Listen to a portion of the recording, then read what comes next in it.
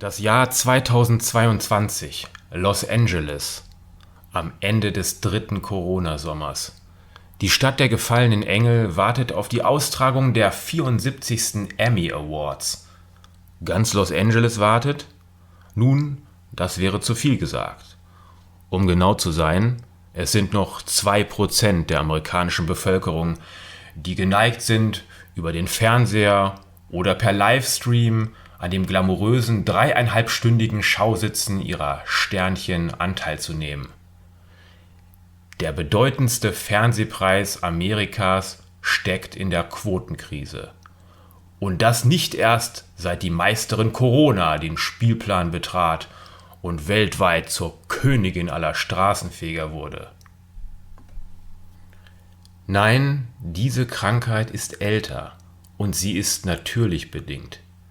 Genau wie sein noch prestigeträchtigerer Bruder, der Academy Award, besser bekannt als Oscar, und der Grammy Award, der wichtigste Musikpreis der Welt, scheint hier ein weiteres großes Show-Event einfach dem Zahn der Zeit zum Opfer zu fallen. Allen Anstrengungen der Veranstalter und Produzenten, den verzweifelten Griffen in die Trickkiste der Aufmerksamkeitsökonomie zum Trotz. Die Zahlen sprechen für sich. Quotentechnisch lässt sich konstatieren, dass die Big Four im 21. Jahrhundert eine mediale Halbwertszeit von unter 10 Jahren haben.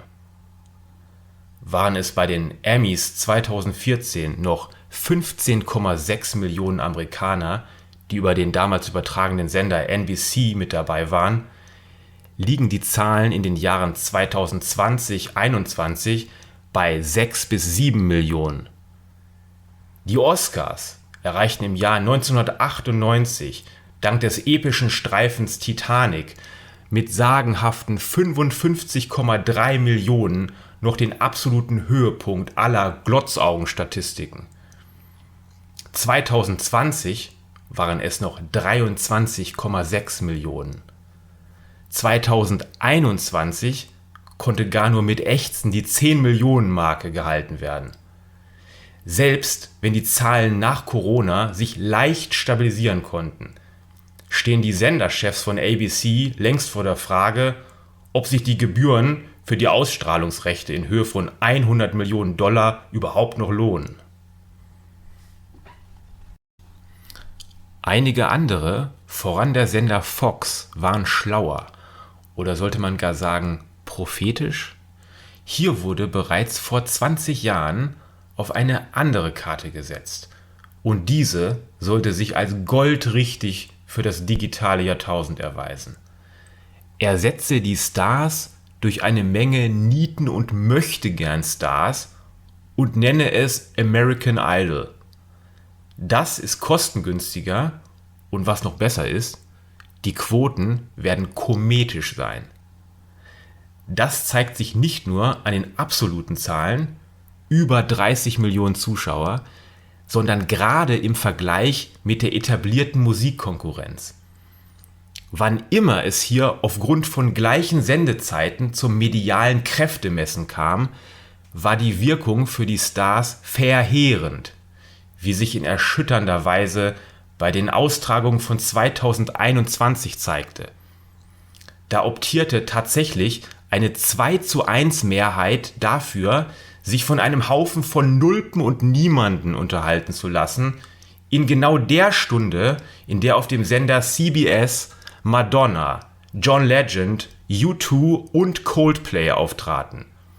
Beinahe schon die berühmte Prophezeiung Andy Warhols bewahrheitend: In der Zukunft wird jeder für 15 Minuten berühmt sein.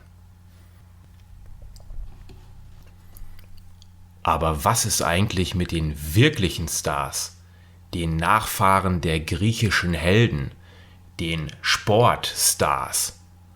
Sollten nicht wenigstens diese Titanen auch in Zukunft für stabile Performance und damit Quoten sorgen? Naja, auch wenn wir seit Corona wissen, dass auch ein so sakrosankter Spielbetrieb wie die Bundesliga einfach mal widerstandslos und pünktlich wie eine Behörde in die vorauseilende Schreckstarre verfallen kann? Nein, auch hier darf man sich keiner Täuschung hingeben. Genau wie bei den Stars der Showbranche ist auch das Sporttheater seit langem nur noch ein Spiel mit Timer, sozusagen einem programmierten Zelltod ausgeliefert und nicht allein das Opfer eines plötzlichen Virus. Blicken wir dazu noch einmal auf Los Angeles, diesmal ausnahmsweise in die Zukunft, auf die Olympischen Spiele 2028. Wer hier nun versucht ist, eine Parallele zu den sagenhaften Spielen von 1984 zu ziehen, dem müsste man allerdings attestieren, hinter dem Mond zu leben. Denn die Zeiten, da sich die Weltmetropolen noch in wahren Bieterwettstreiten um die Austragungsrechte für Olympia zausten, sind so lange vorbei wie der Kinoerfolg der Titanic. Heute gibt es vielmehr einen Ausredenwettstreit der Städte, um entweder der eigenen Bewerbung vornehm zu entgehen oder, falls eine Zusage doch aus privatwirtschaftlichen Gründen opportun sein sollte, von unangenehmen Fragen der Öffentlichkeit verschont zu bleiben. Laut unserem Plan kommen auf die Steuerzahler keine Kosten zu. Die Spiele werden komplett privat finanziert, verspricht LAs Bürgermeister Garcetti bereits im Jahr 2017. Zudem zahlt das IOC vorab $340 Millionen an Überbrückungshilfe an die Stadt. Insgesamt werden es etwa 2 Milliarden sein. Und vom Gewinn, sollte es denn einen geben, würde das Komitee keinen Cent haben wollen. Man sieht die verzweifelte Bemühung der NGO, wenigstens eine schöne Fassade der Spiele aufrechtzuerhalten, wenn man an die Reihe medialer Desaster der Vorjahre denkt, an den, Zitat, Tiefpunkt der olympischen Geschichte im Pekinger Nationalstadion 2022, als FFP2 maskierte Helden, unter der Dauerschleife von Beethovens Freude schöner Götterfunke und den nachhallenden Worten eines One World predigenden IOC-Präsidenten eben diese One World zum Ausdruck brachten. Oder an den tiefsten Tiefpunkt der Sommerspiele von Paris 2024 als Nein, reden wir besser nicht darüber. Kehren wir noch ein letztes Mal in den Golden State, Kalifornien zurück. Genauer in Silicon Valley, die rührig innovative Gegend im südlichen Teil der San Francisco Bay, von der vor 30 Jahren die digitale Revolution ausging.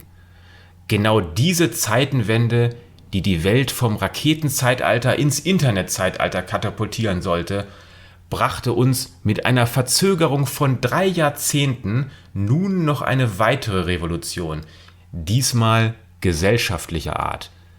Das ist der digitale Mensch, geschaffen im neuen kalifornischen Garten Eden der Tech-Giganten. Sorgenfrei und besitzlos glücklich aufgewachsen als Social-Media-Autist in einer aseptisch durchdigitalisierten Nichtwelt. Niemand anderes als dieser neue Mensch hat den Star zu Fall gebracht. Und zwar, indem er ihn durch sich selbst ersetzt hat. Den Micro-Celebrity, den Influencer, die TikTok-Persönlichkeit.